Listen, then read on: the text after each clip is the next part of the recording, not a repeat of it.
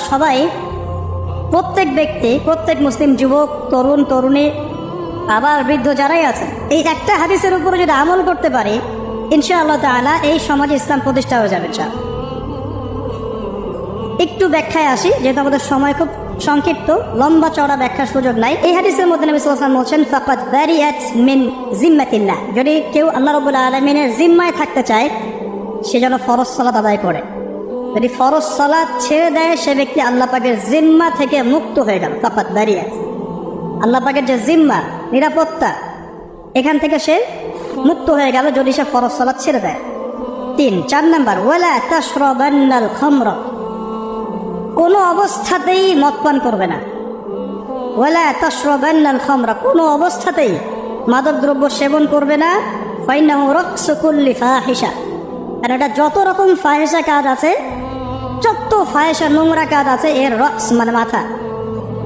যত রকম পাপ আছে পৃথিবীতে, ফাহিশা কাজ আছে, অশ্লীল কাজ আছে, এর মাথা হচ্ছে মাদক দ্রব্য সেবন করা। 5 নাম্বার, ওয়াইয়াকা ওয়াল মাসিয়া, যত রকম কবিরা গুনাহ আছে, এই কবিরা গুনাহগুলো থেকে হে মুআজ তুমি বেঁচে থাকবে। কারণ আল মাসিয়াতু হাল্লা সাখতুল্লাহ, কারণ মাসিয়া বা আল্লাহর অবাধ্যতা আল্লাহর ক্রোধটাকে হালাল করে ফেলে। মানে আল্লাহ পাক রাগান্বিত হন যখন মানুষ কবিরা গুনাহে লিপ্ত থাকে।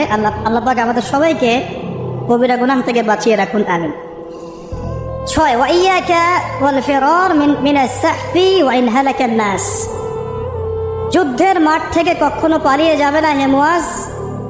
যদি দেখো তোমার জীবদ্দশায় মুসলিমদের সাথে কুফফারদের জিহাদ হচ্ছে, যুদ্ধ হচ্ছে, তাহলে যুদ্ধের মাঠ থেকে কখনো পালিয়ে যাবে না। ওয়া ইন হালাকান নাস, যদি সমস্ত মানুষ ধ্বংস হয়ে যায়, সবাই ধ্বংস হয়ে যায়, তারপরেও হে মুআজ তুমি যুদ্ধের মাঠ থেকে পালিয়ে যাবে না। 6, 7, ওয়াইদা আসাবান নাসু মাউতুন ওয়া আনতা ফীহিম ফাসবুত, যদি দেখো যে তুমি এমন একটা জনগোষ্ঠীর মধ্যে আছো যেখানে মহামারী দেখা দিয়েছে, যদি দেখো যে এমন একটা অবস্থায় তুমি আছো যে মানুষের মধ্যে মহামারী দেখা দিয়েছে, আর তুমি সেখানেই অবস্থান করছো, ফাসবুত, তাহলে সেখানেই থাকো, এখান থেকে অন্য কোথাও যেও না। কোয়ারেন্টাইন, বুঝতে পারছেন? তাহলে সেখান থেকে অন্য কোথাও যেও না।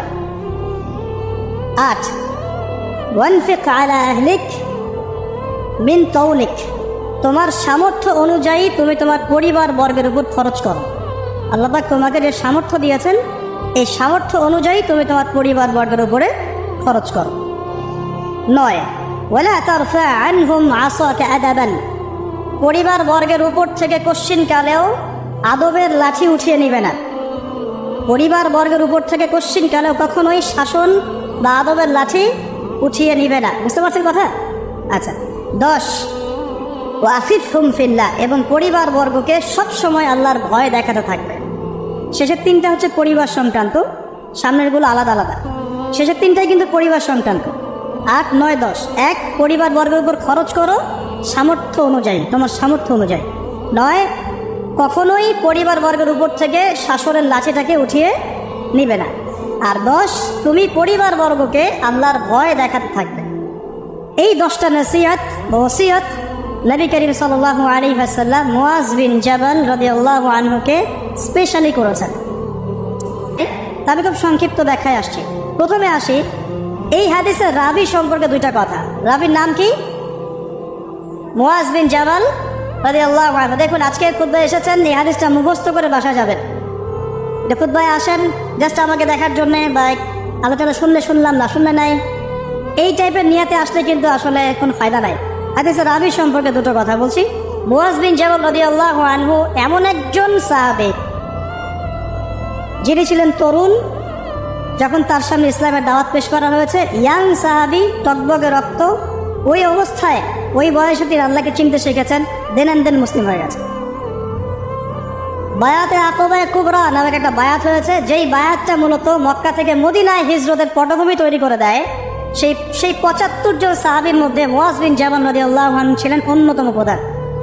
ইসলাম কবুল করার সময় তার বয়স ছিল হয়তো বা 19 থেকে 20 বছর। আর আপনি আমাদের জেনারেশনের 19-20 বছরের যুবকদের দিকে একটু তাকিয়ে দেখেন, আর মুআজ বিন জাবাল রাদিয়াল্লাহু আনহুর দিকে তাকিয়ে দেখেন। 6 জন সাহাবী ছিলেন স্পেশাল, যারা নবী সাল্লাল্লাহু আলাইহি ওয়াসাল্লামের ওহী লেখক ছিলেন, অর্থাৎ কুরআন সংকলন করতেন, হাদিস সংকলন করতেন। তার মধ্যে একজন হচ্ছেন মুআজ বিন জাবাল রাদিয়াল্লাহু আনহু।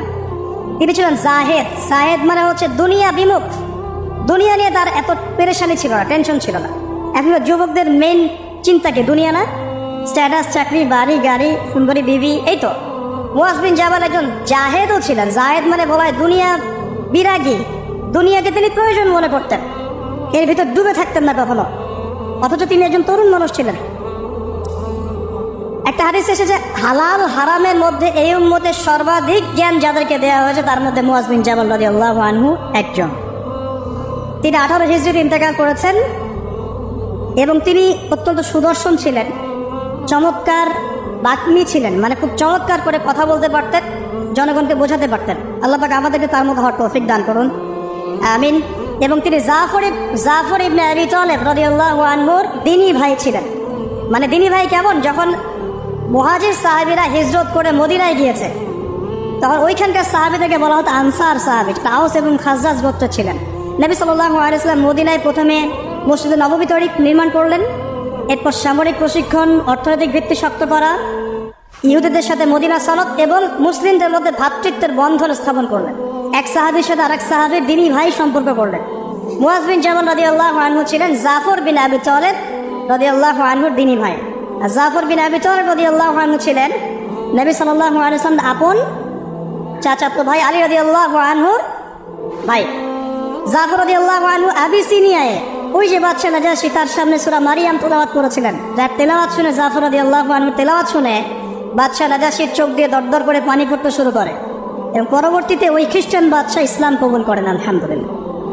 আর জাফর রাদিয়াল্লাহু আনহুকে বলা হয় কি? দুই ডানাওয়ালা বলা হয় এই কারণে, জাফর রাদিয়াল্লাহু আনহু মোতার যুদ্ধে শহীদ হয়েছেন। মুসলিমদের মাত্র 3000 সৈন্য, আর মোতার যুদ্ধে কুফারদের, রোমকদের 2 লক্ষ সৈন্য। এটা কি যুদ্ধ হয়? কোনোভাবে সম্ভব? ওই যুদ্ধে নবী সাল্লাল্লাহু আলাইহি ওয়াসাল্লাম 3 জনকে সেনাপতি করেছেন, যে আব্দুল্লাহ বিন রাওয়াহা যদি ইন্তেকাল করে, যায়েদ ইবনে হারেসা যদি ইন্তেকাল করে তাহলে জাফর ইবনে আবি তালেব যদি ইন্তেকাল করে বা শহীদ হয়, তাহলে তোমরা তোমাদের মধ্য থেকে একজনকে আমির বানিয়ে নিও, একজনকে নেতা বানিয়ে নিও। তো 3 জনই আলহামদুলিল্লাহ এই যুদ্ধে শহীদ হন এবং জাফর রাদিয়াল্লাহু আনহুর 2 হাত কেটে পড়ে যায়। প্রথমে তার 1 হাত কেটে যায়, ডান হাত, তিনি বাম হাত দিয়ে যুদ্ধ করতে থাকেন। তখন বাম হাত কেটে পড়ে যায়, তখন তিনি এই ডানা, এই বাহু দিয়ে পতাকাতে বুকের মধ্যে আঁকড়ে রেখেছিলেন। তারপরে কাফেররা তাকে শিরচ্ছেদ করে, এভাবে তার ইন্তেকাল হয়, শাহাদাত বরণ করেন। এবং নবী সাল্লাল্লাহু আলাইহি ওয়াসাল্লাম মদিনা থেকে বলছিলেন যে জাফর 2 জন ফেরেশতার কাঁধে ভর দিয়ে আমাকে সালাম দিয়ে চলে গেল। নবী সাল্লাল্লাহু আলাইহি ওয়াসাল্লাম বলছিলেন জাফর রাদিয়াল্লাহু আনহুকে এই 2টা কাটা হাতের বিনিময়ে আল্লাহ পাক জান্নাতে 2টা পাখা দিয়েছেন। এই জন্য তাকে বলা হয় 2 ডানাওয়ালা বা 2 বাহুওয়ালা। জাফর রাদিয়াল্লাহু আনহুর দিনী ভাই ছিলেন কে? মুআজ বিন জাবাল রাদিয়াল্লাহু আনহু। সবচেয়ে বড় কথা হচ্ছে মুআজ বিন জাবাল রাদিয়াল্লাহু আনহু একদিন বসে আছেন, নবী সাল্লাল্লাহু আলাইহি ওয়াসাল্লাম নিজে তার হাত ধরলেন। চিন্তা করেন, নবী সাল্লাল্লাহু আলাইহি ওয়াসাল্লাম নিজে মুআজ বিন জাবাল রাদিয়াল্লাহু আনহুর হাত ধরলেন, ধরে বললেন, হে মুআজ, ওয়াল্লাহি আল্লাহর কসম, ইন্নী লা উহিব্বুকা, আল্লাহর কসম হে মুআজ, আমি তোমাকে ভালোবাসি। চিন্তা করতে পারবেন? হে মুআজ, আল্লাহর কসম আমি তোমাকে ভালোবাসি। কে বলছেন এটা? মুহাম্মদ সাল্লাল্লাহু আলাইহি ওয়াসাল্লাম। এবং এরপর তিনি বলছেন যে তুমি প্রত্যেক ফরজ নামাজের পরে এই দোয়াটা করা ছেড়ে দিও না। কোন দোয়া? আল্লাহুম্মা আইন্নি আলা যিকরিকা ওয়া শুকরিকা ওয়া হুসনি ইবাদাতি। বলেন আমার সাথে, আল্লাহুম্মা আইন্নি আলা যিকরিক ওয়া শুকরিক ওয়া হুসনি ইবাদাতিক।